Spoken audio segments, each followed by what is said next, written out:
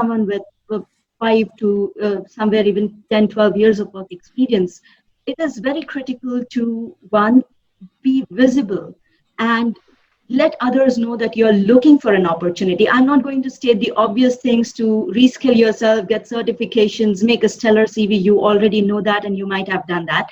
But what I would do, and what I have also successfully done, is volunteer with your professional skills.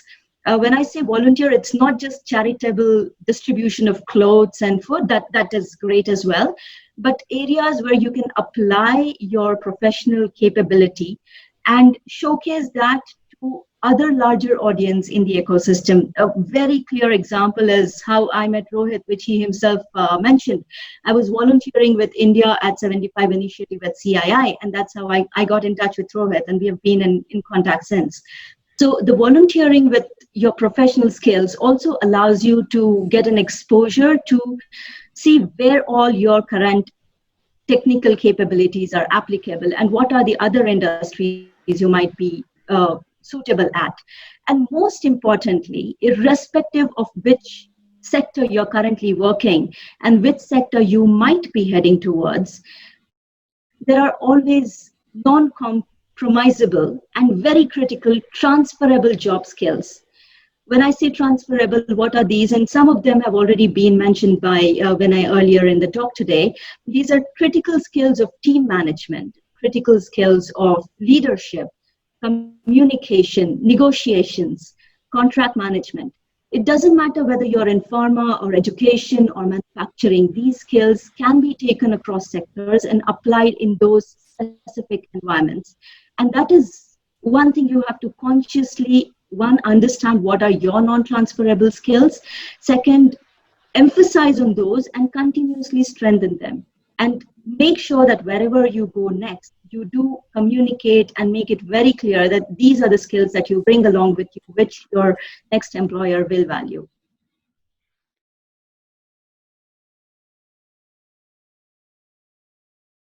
I would actually advise that you don't call yourself a mid-manager.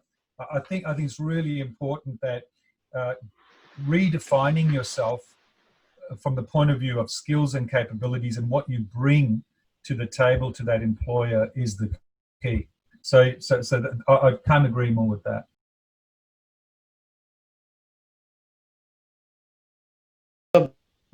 It's always a pleasure when your system is subjected to the lucid conversation and lucid talks as somebody as good as Vinay is around.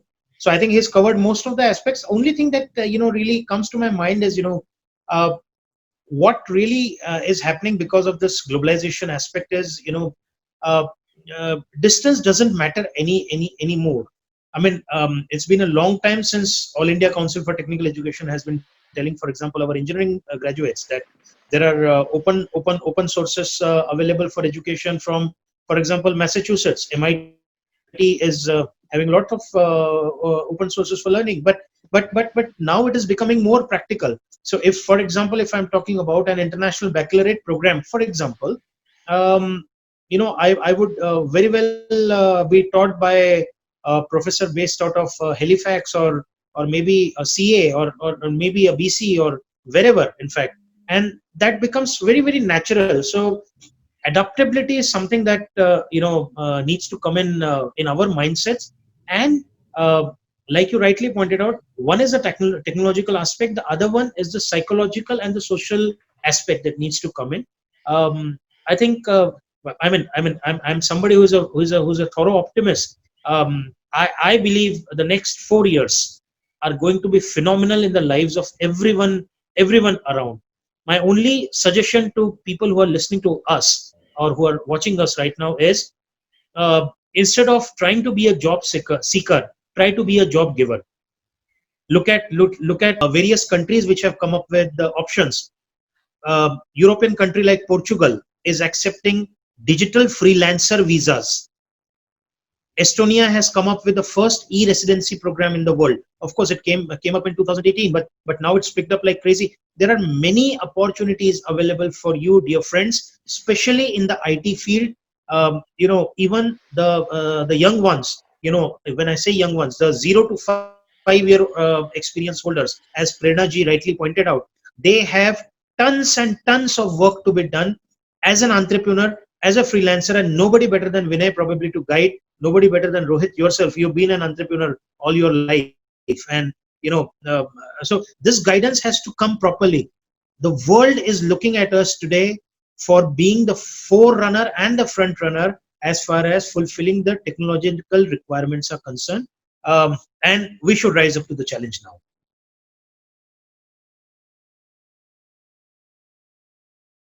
Whatever skills she talked about, the transferable skills, is exactly what Whiteboard Labs does.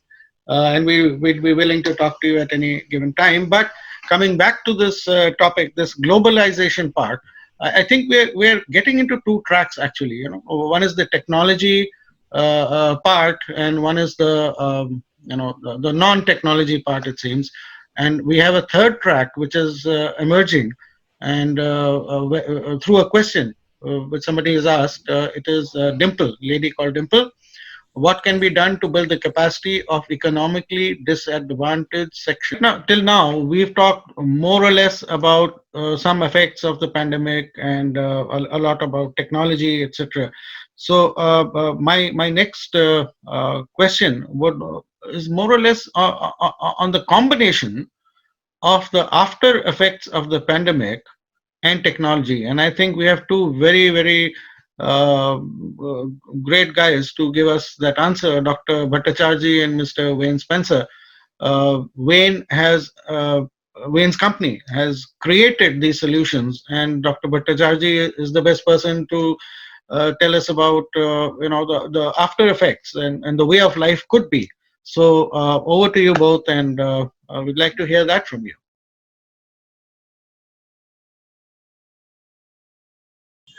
So, like I kind of expressed in my opening statement, that the way of life would be more technology based. It won't be like a physical connect. And I can only speak from the point of view of healthcare at the moment, because that's where I'm exposed to most. We've seen a gradual change of a patient-doctor relationship, which is now, earlier it wasn't accepted that a video conferencing would actually cure diseases or address your ailments.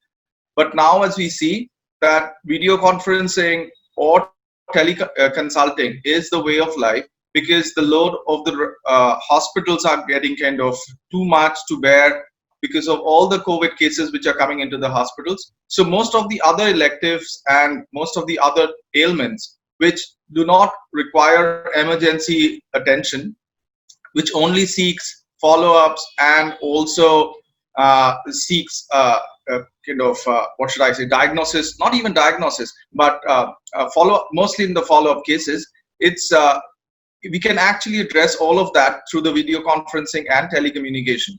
So patients are accepting it, but we have a long way to go, because this is only understandable in the urban areas, or where we have access to internet, like we rightly said. So where people have very low bandwidth, we have to have health workers which will be creating.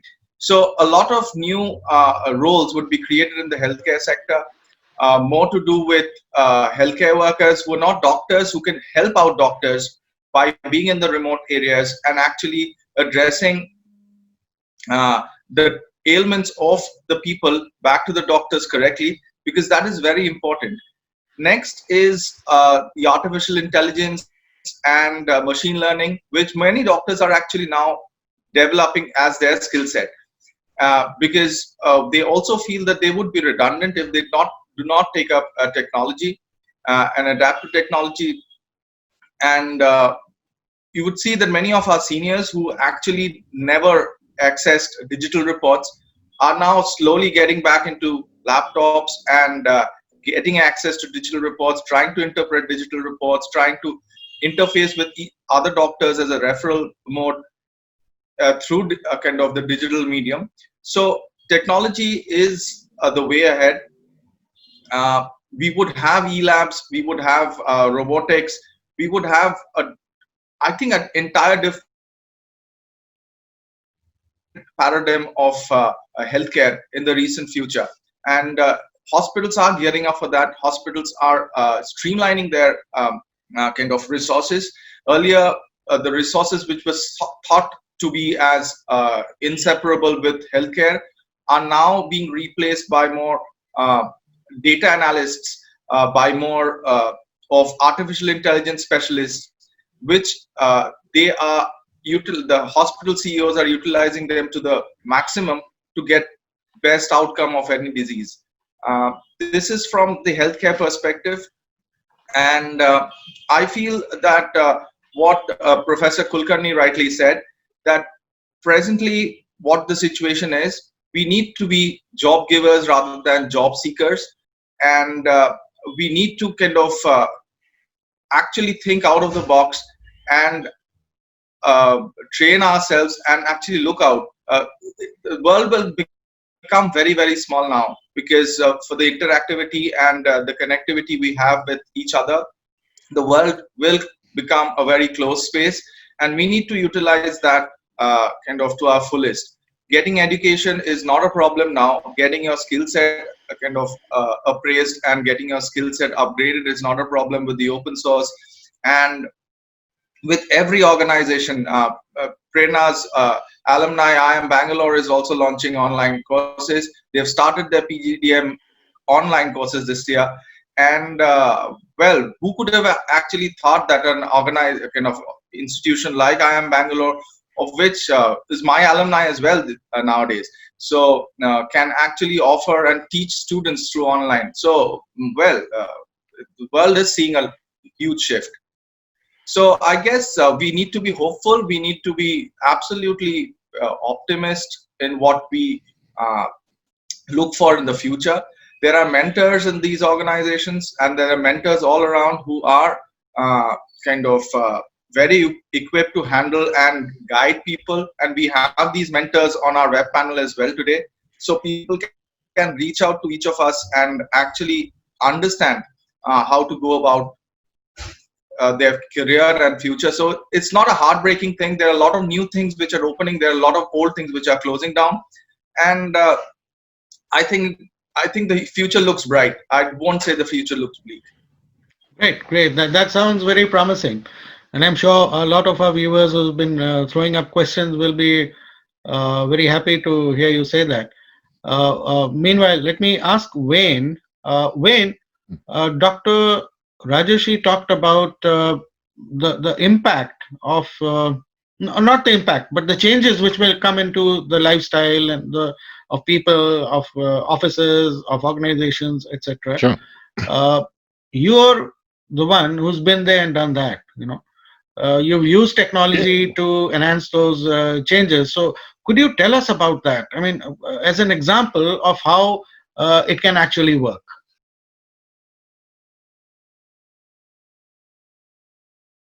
Yeah, I suppose. Look, we're a software development company. We build and we work with startups, and one of our startups is a company called AccessIn.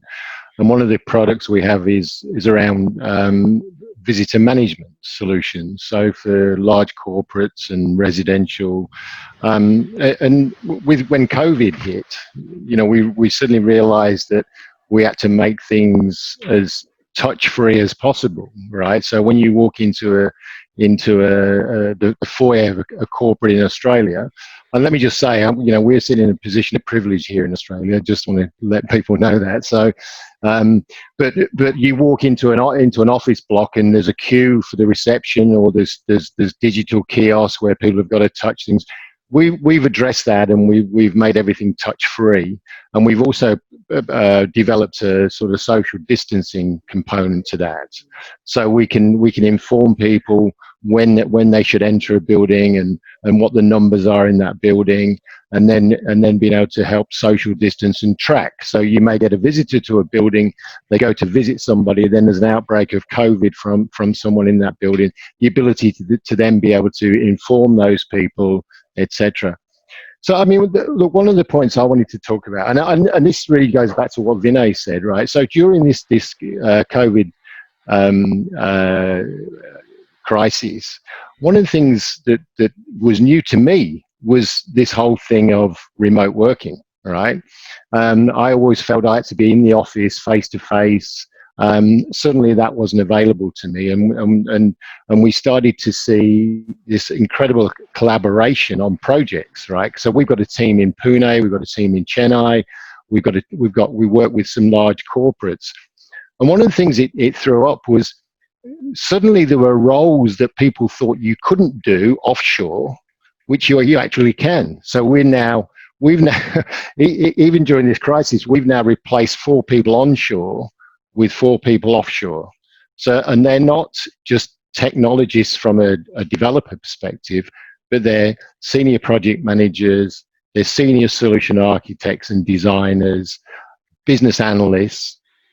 And so this whole shift, you know, in acceptance of remote working has changed the mindset of that global community, I believe. And I think that's where the real opportunities are starting to come. And to Vinay's point, I mean, you know, how we look at outsourcing now is very different. It's not just, oh, let's do it, you know, a catch and dispatch sort of model. It's very much right up to the high skill level that we can do remotely, which I think is really positive for the Indian market. And just some one of the things I've noticed as well is, and I'm sure it's the same for all of you, e-commerce. I mean, I was not a big user of e-commerce, but now I am. I'm online. I'm ordering. You know, I'm ordering food online. I'm ordering clothes online, and because I had to. You know, necessity is the mother of invention, as they say. And so you know, there's some real practical examples of that. A friend of mine, for example, lost his job during COVID. He got a van, and now he's delivering for one of the big supermarkets here, right? Because the whole shift there's a massive shift in the way people are working. So I think there's some really positive things. Yeah, in terms and just in terms of the health, I was really interested in the idea of, you know, remote health. I was walking through Sydney yesterday, 2 days ago, and there's a surgery has opened with no doctors in it. Right, you go in and you book your appointment and you sit in front of a screen, and it was like that's it. It's just amazing, right? So all this, and again, it's technology that's driving that behaviour. So. And we're heavily involved in all of that. So we've been quite fortunate in our position here, in that we've managed to survive and thrive under these circumstances. So I suppose my advice would be, going back to this idea of, you know, how you position yourself. It's I think there's opportunities are going to grow from countries like Australia to get higher skilled workers involved in that delivery of services. Okay, good, great. You know, I find that solution of yours really interesting, and I did catch somewhere that you guys were looking at the Indian market as well. So I would correct. I will definitely connect you, especially to Dr. Kulkarni and a few other people offline, and maybe you can, you know, take it from there. But yeah, sure. Prerna. Yeah, I wanted to add to both Rajarshi's and Wayne's point here. With skills becoming easily accessible and digitized right now, what probably also is important in terms of building inherent skills would be your communication quotient and your emotional quotient going forward. While we are talking about leadership requiring high levels of EQ, at this moment, I don't see much conversation happening around the importance of communication, which probably will increase with remote working and distant workforce management.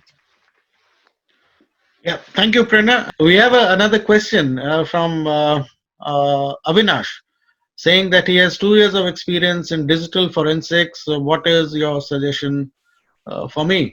And I know Prerna has come here with you know, a basket full of goodies for everyone. So Prerna, why don't you elaborate on some of the things that you were telling me, and some of the options which would be there for the young professional? So I have already shared with Rohit a whole list of places and references where you can see practically opportunities in every sector and very niche recruiting sites as well. But more specifically, digital is definitely the way to go forward, as practically everybody on this forum has emphasized on different aspects of digital, be it digital agriculture tech, be it health tech, be it pharma tech.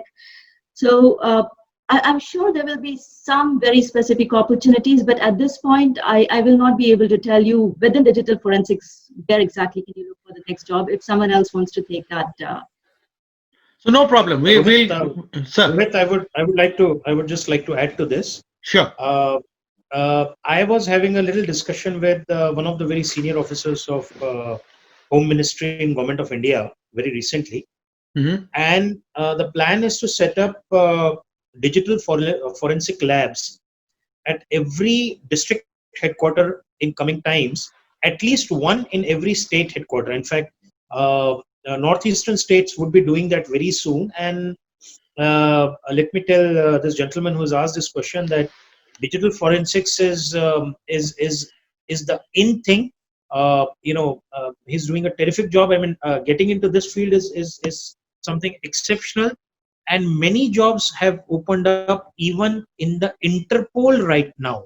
They are there, available in the Interpol in various countries where you're not supposed to be posted there physically. You can work remotely. So, the websites can be accessed, and a few references I'll share with you where they're actually looking for digital forensic experts right now. Thank So you, the sir. That future will is be bright. great. That'll be great. Can Sure, I just please. add to that? Please. It is a high growth industry, so digital forensics and cybersecurity is huge. I would, if I was someone like this person, I would be looking at the different startup incubators in India or elsewhere in Australia and America. So there's a bunch of incubator organizations that have numerous startups within them that are focusing in this space and looking for talent. I'd also approach venture capital firms that have investments in the area. So look at the various big venture capital firms who have invested in digital forensic startups. And then just a more general comment. We're doing a lot of hiring at the moment at Zetaris, and one thing that has become very clear to me is there's a lot of available talent on the market, and that's a great opportunity for us because during this moment, people who were working for the big banks or the big retailers and they've been downsized, so they've been outplaced. They're great people, so it's a good opportunity for us to pick up some good talent. What I've noticed is that only, and I'm going to say 10%, I think only 10% of candidates actually bother to do deeper research about the opportunity, the employer, and the market, and only about 10% tailor their application. So if you think about the market today, sure, there's lots of candidates. So I'm seeing lots of people who want a job at Zetaris, but out of 10, I only get 2 of them who turn up to an interview and say, I've read everything about you. I know who Zetaris is. I know what the company's about. I know your industry. Here's where I fit in, and here's where I can add value, and here's a tailored response. Believe it or not, only 2 out of 10 are doing that, and those are the 2 we hire. So therein lies your opportunity. That's my advice. Great, thanks. I can well believe that. Competition is intense, but opportunity is also there. At this time, I'll just take up a couple of important questions. So there's a question by Radhika, which she asks, please share inputs or throw light for the 50 plus aged employees of the social sector or NGOs facing fund crunch. See, this is something which we are going to cover in our last webinar series, which is on the 1st of July. And Radhika, I would really encourage you to please attend that, because that will throw up a lot of information for you, specifically in answer to this question. Apart from that, we've got Mr. Manik Puri saying, today students come to our institutions And I think Professor Kulkarni, I think this is more or less addressed to you because you're, the senior educator here. Today, students come to our institutions to prepare for work, to build meaningful careers, and to generate a sufficient means to participate in the multiple opportunities our society and economy provide. Can these goals be achieved in the current scenario? Thank you, Mr. Puri, for this question. The answer to the question is a simple yes, a positive yes, and we need to understand very clearly. I said this in the beginning of this seminar as well, webinar as well, that the opportunities are going to rock in the coming future.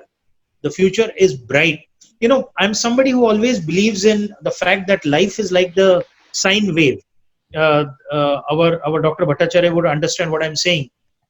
So you go up and then you go down and then you go up. So we may not be at the top of the economy or the job market right now, but it is going to get better from here onwards. So when these students come in, we need to understand that we want to prepare them for a career, not for a job. See, I'll just give you a very small pointer to this question. Uh, Many people who study in IIT Delhi, even if they are in textiles, they will go into software. Somebody from a computer engineering will go into oil and natural gas. Somebody from a mechanical engineering may do a job in consulting, business consulting. That is because what is taught at IITs or some of the best institutions in the world is not to prepare for a job. You are being given tools to succeed in your life. The variables are X, Y, and Z. Put whatever values you want to put, and you would succeed. So it is only a tool. What the educational institutes have to develop in their children is, we are not developing you for jobs, we are developing you for a career, we are developing you to be a good global citizen, we are developing you to be a good professional, we are developing you with a good IQ, with a good EQ, and yes, Prerna, with a good communication skill, communication quotient. That is it. We are not preparing you for a job. You may be a job giver, you may be a job seeker, you may be a career developer, you may be a career sponsorer. So please understand, the children need to, and this is where our job, our educational institutes have to improve. Rohit knows very well. Usually the advertisements that our educational institutes are giving is very clear. 100% job guarantee after this course. This sounds as if I'm selling a bunch of plastic jugs. Doesn't make sense. We prepare you for a career. We prepare you to be a global citizen. We prepare you to be we prepare you to be a relevant professional. That is what counts. I hope, Mr. Puri, that answers your question. May I come in, please? Sure, sir. Yeah. So taking on from Professor Kulkarni, the thing is that our entire pedagogy has to change, starting from our primitive schooling years, because the way Indians are taught during their school, they'll the entire procedure, the entire gamut of learning has to change. It has to be more to open our creativity, has to more to give us make us more equipped to handle whatever comes. Maybe it has to open our brains. We see that when Indians go abroad and they excel in life, even the so-called the mediocre people in India, when they go abroad and they excel, one of the reason is because of the pedagogy change, which it comes into being when you study in a different medium and a different way of teaching. So I guess the government and the educational organizations and the educational board has to decide on changing the pedagogy depending on the time to come, and actually prepare people to take up anything. And the IIT Delhi, most of them have become bankers. So coming from studying mechanical engineering and going into banking is a total different shift. So I think everybody should be equipped that post class 10 or post class 12, they have the tool to decide for themselves. Presently, we have educational counselors who are also not very equipped to handle all these questions, and they also deal with a streamlined idea of career counseling. But I guess the students have to be equipped to handle and understand their decisions and to take their decisions on their own. So our education system has to be equipped to do that. Rohit, I would like to add, if Dr. Bhattacharjee permits me.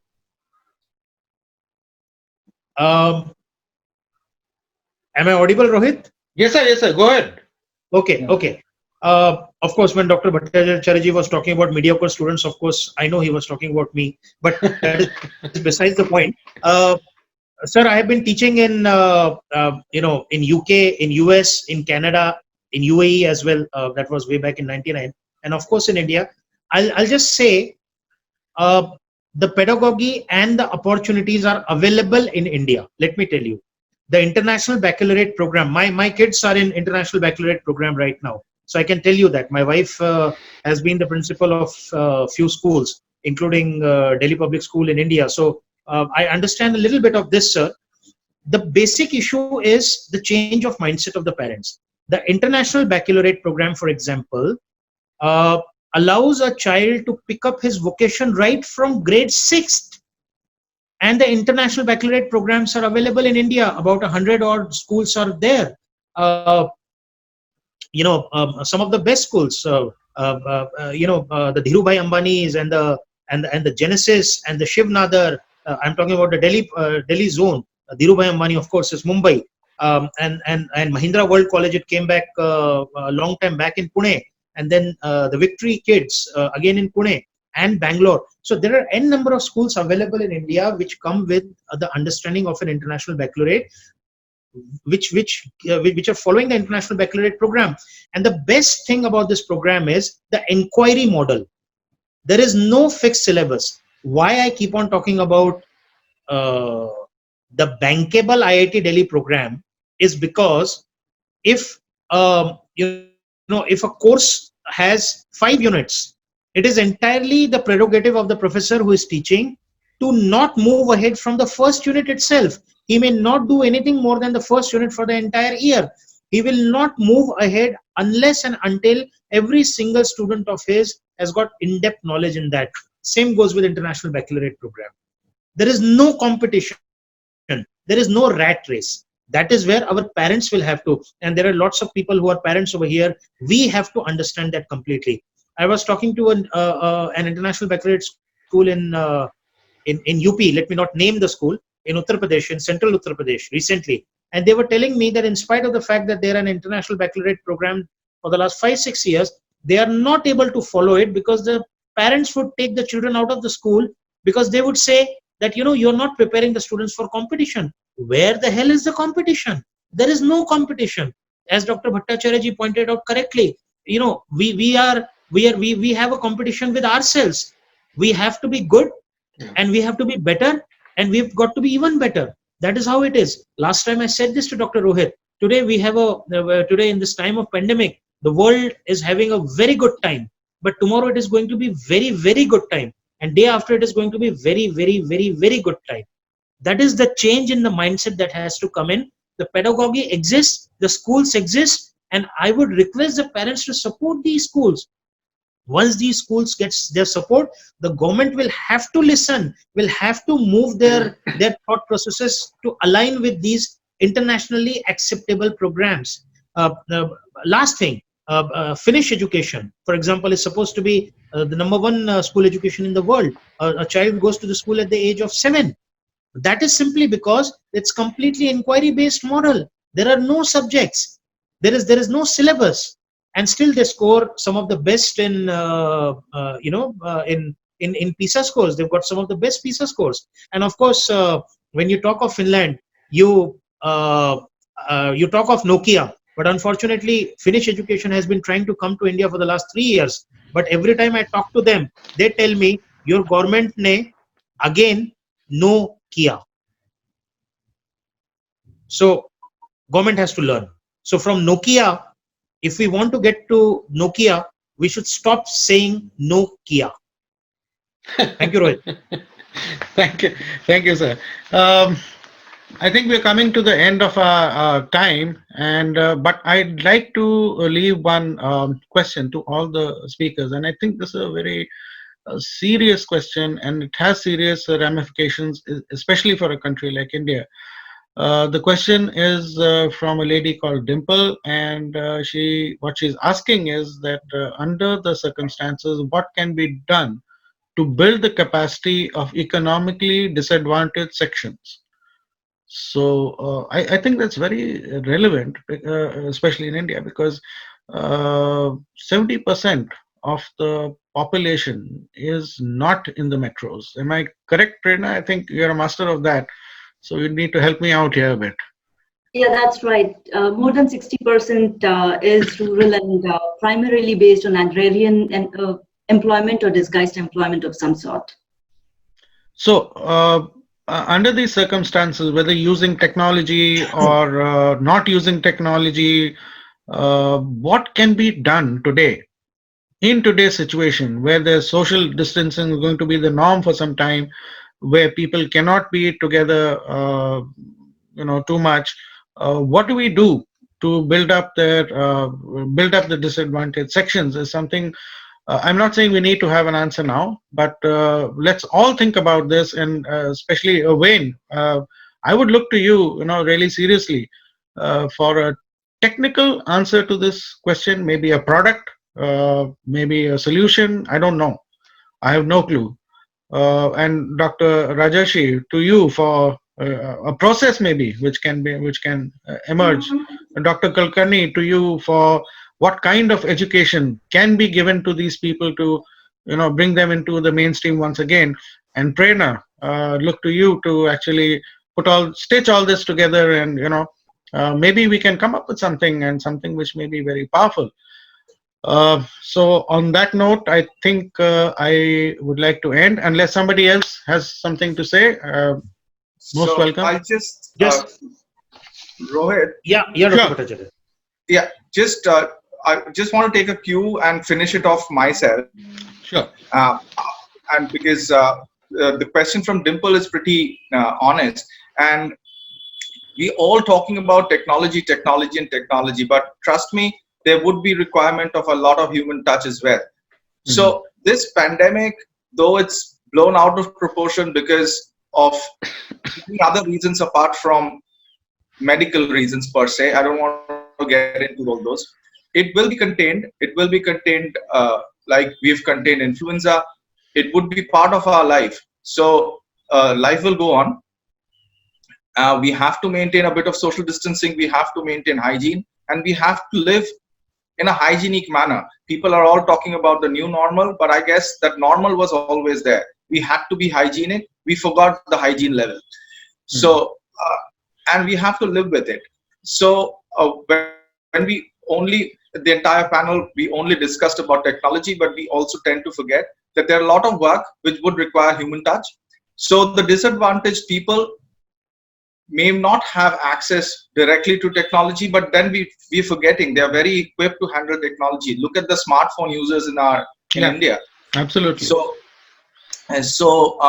they're very well equipped to actually handle technology, and the beauty of technology is its user interface. It's a foolproof method. So the best technology is very foolproof.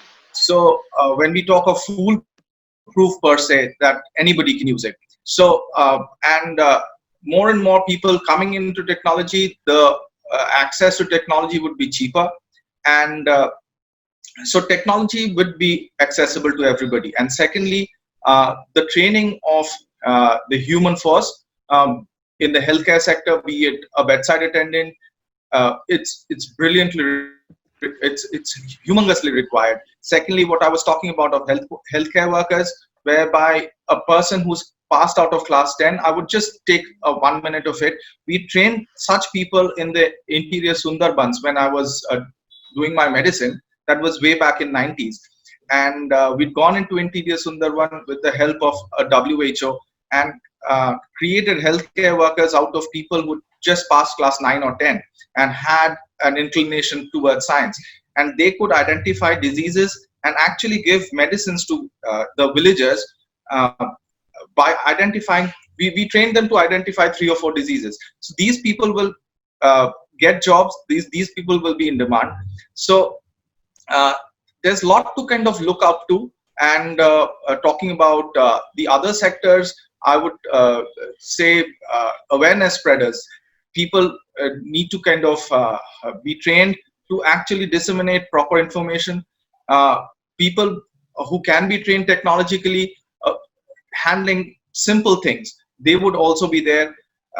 Talking about when we talk about technology, we would have people trained to recover and to kind of resolve technological issues, small issues, and people who are now repairing mobile phones and stuff. So that can be an advancement to that.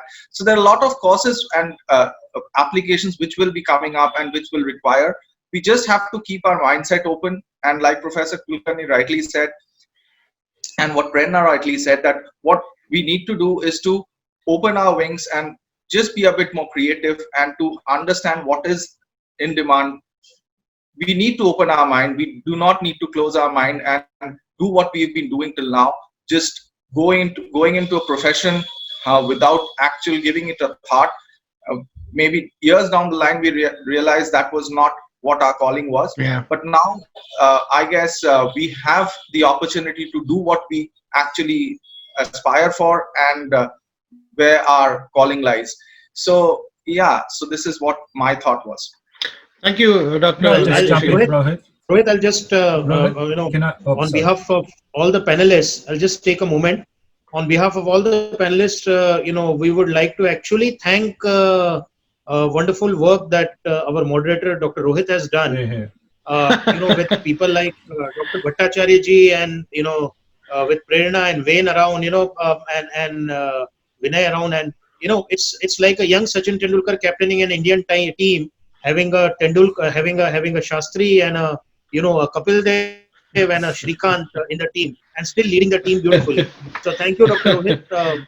It's such an honor. You moderated it beautifully, included everybody. Thank you, sir. I think it was all of us together. And Vinay, you were saying. Oh, look, just a quick thought. I read an article about what organizations have to do post-COVID when the economic climate improves, such that employees will start to be more discerning about who they want to work for. So how will organizations compete for better employees, for the best employees? And one of the issues was for them to build their brand by the extent to which they did good things during these times. So to answer the question about what do we do with people who are economically disadvantaged, I'd really love to see government and industry bodies shine a light on how organizations today are doing things to help disadvantaged people, and with a view of making it really clear which organizations have a better culture, so that when the economy changes, the companies that actually do great things for economically disadvantaged people, those companies are recognized as leaders and actually are given a better chance of hiring better talent. So I think it's about shining a light on the issue of economic disadvantaged people through government and industry programs. Thank you, Vinay. That was insightful. So I think I've taken a lot away today myself. And at the start of this webinar, I did see Wayne. Either he's read the book or he's going to read the book. It's called When Machines Do Everything. And I'm going to invite Wayne for the next 1 or 2 webinars as well, if he has the time. Because when machines do everything, I mean, that's the fear everyone has today. Everyone, at least in India. And maybe we'll talk about this in one of our sessions going forward. Sure. Rohit. Sure. That was Wayne showed a different book. That was When Wayne Does Everything. Okay. Okay. So see, that's another track that we can always pick up, and integrate as well. We will share the outcomes of this webinar with all the attendees. We'll also look forward to the next one on the 17th, where we'll learn about the future of work. And maybe Wayne, if you're free, we'll talk to you separately about that. I really mean it. Sure. There is a fear. There is a fear of the uncertain future. So we'd like to talk to you about that. Right. And there we'll also be talking about how adults should be learning, and because I'm sure Dr. Kulkarni would agree that the way adults learn and the way children learn are very different. So we'll be talking about all of that, and the effort being that we would like to take a place in the new economy, and that's what we will be working towards. So on behalf of our speakers, Times Foundation, WhiteBoard Labs, and Collapse Solutions, we thank you all for leading in this panel. I will ask Dr. Rajarshi to end this webinar. But just before that, Brigadier Rajiv Williams has messaged again, complimenting the panel on a wonderful discussion, and I'm just quoting. Dr. Rajarshi, why don't you just end this and with a thank you note for all. Yeah. So I think this panel can go on and on with the plethora of knowledge and expertise they have. Brilliantly moderated, Rohit, again. It was wonderful. Thank you, sir. Thank you. Interacting with all the panelists. We would love more people attending this thing. This is a brilliant webinar, one of a kind, which is going around, not like the other webinars, but it's really interesting, Rohit. I look forward to many more. Thank you everyone for joining in. Thank you from Times Foundation. And I hope this webinar has created some importance, and there are good takeaways from this webinar and added value to it. Till next time, adios and see ya. Bye.